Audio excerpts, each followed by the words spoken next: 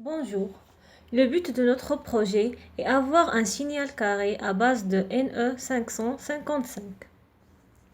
Le NE555 est un circuit intégré utilisé par la temporisation ou en mode multivibrateur. Ce composant est toujours utilisé de nos jours en raison de sa facilité d'utilisation, son faible coût et sa stabilité. Comme vous voyez dans ces images, le NE555 contient 8 bornes. 1. La masse. Alimentation 0 V. 2. L'entrée de déclenchement. 3. La sortie principale. 4. L'entrée R à Z, remise à 0. 5. Sortie de contrôle. 6. L'entrée de seuil. 7. Sortie de chargement. Et 8. Alimentation tension VCC. Le circuit NE555 possède donc 3 entrées, 3 sorties et 2 bornes d'alimentation. Présentation du circuit intégré NE555. Le NE555 est un circuit intégré utilisé pour la temporisation en mode multivibrateur. Le NE555 a été créé en 1970 par Hans R. Kamen-Zind et commercialisé en 1971 par Synetics. Ce composant est toujours utilisé de nos jours en raison de sa facilité d'utilisation, son faible coût et sa stabilité. 1 milliard d'unités sont fabriquées par an. Le NE555 peut fonctionner selon 3 modes: monostable, astable et bistable. Voilà le schéma de temporisation NE555 et représenté la figure. Le circuit de minuterie NE555 se compose essentiellement de 2 comparateurs, d'un bascule, d'un transistor de décharge et d'un diviseur de tension résistif. La bascule est un composant numérique. Il s'agit d'un composant à 2 états, c'est-à-dire que sa sortie peut produire soit un niveau de tension haute, soit un niveau de tension bas. On peut changer l'état de la sortie à partir du signal approprié à l'entrée. Le diviseur de tension résistif est utilisé pour ajuster le niveau de tension du comparateur. Les 3 résistances sont de même valeur. Par conséquent, le comparateur supérieur a une tension de référence égale à 2/3 VCC, tandis que le comparateur inférieur possède une tension de référence de 1/3 VCC. Les sorties de comparateur contrôlent l'état de sortie à la bascule. La table suivante présente les broches sur la version simple dans un boîtier DIP. Les autres boîtiers utilisant les mêmes noms de broches. Numéro 1. GNT ou ma description, c'est la masse. Numéro 2. Tri, guichet amorce de la temporisation. Numéro 3. Out, signal de sortie. Numéro 4. Reset. Numéro 5. Compte, accesse la référence interne. Numéro 6. Tri, signale la fin de la temporisation lorsque la tension dépasse 2/3 de VCC. Numéro 7. Voilà numéro 7. Déche, bon servant à déchanger le condensateur de temporisation. Numéro 8. Voilà numéro 8, VCC, tension d'alimentation généralement entre 5 et 15. Ce schéma présente un exemple d'un montage astable en utilisant le circuit intégré NE555. Pour visualiser les signaux, on utilise l'oscilloscope. Dans l'écran de l'oscilloscope, on voit 2 signaux. Le signal jaune représente le signal d'entrée et le signal bleu représente le signal de sortie. Ce qui est bien présenté, la charge et la décharge dans notre circuit. Pour faire ce montage, on branche le NE555, puis on prend un fil et on le met entre la branche 2 et 6, une autre fil entre le 1 et la masse.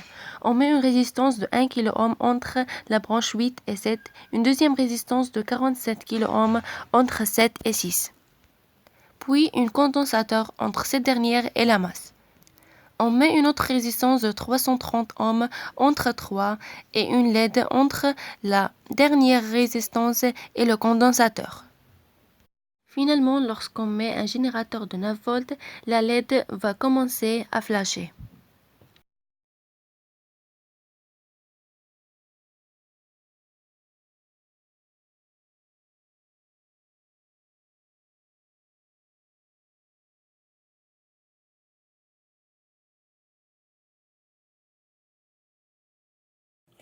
On sait qu'on a trois modes d'utilisation de INE555, le mode astable et le mode monostable et bistable. En configuration monostable, le INE555 permet de générer une impulsion d'une durée définie seulement. Le signal ne sera pas symétrique à l'aide d'une seule résistance et d'un condensateur. Le terme monostable signifie que le TMI n'a qu'une seule état qui est stable.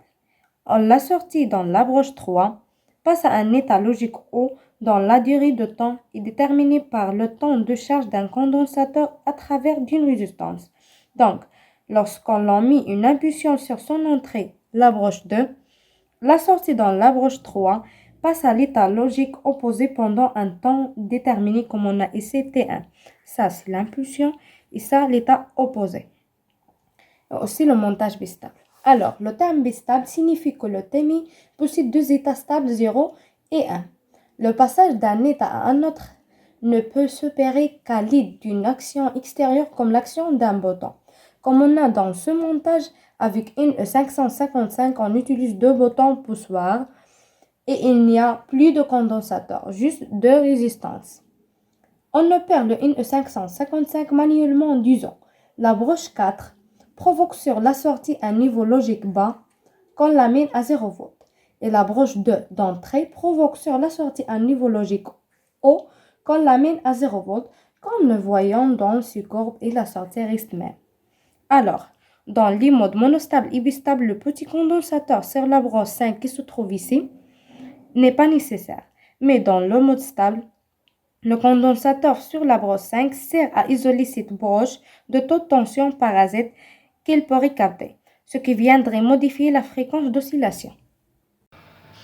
Pour autre utilisation du circuit NE555, on peut utiliser ce circuit à réaliser un détecteur de pluie à relais. Le détecteur de pluie s'inscrit dans les applications suivantes. Avertisseur pour signaler de rentrée de ligne en cours de séchage à l'extérieur.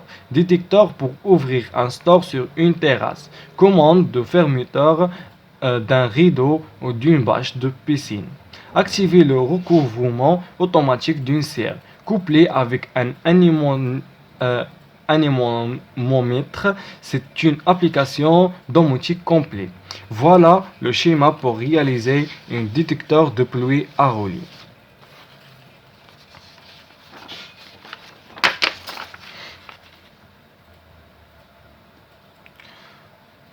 Et on peut aussi utiliser ce circuit pour réaliser un bip bip et alarme pour milieu brillant.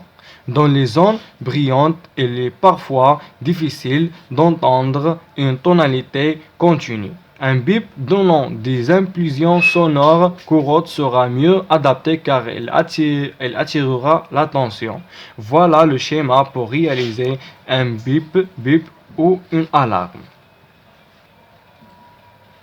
Et on peut utiliser le circuit INE555 dans une autre application qui est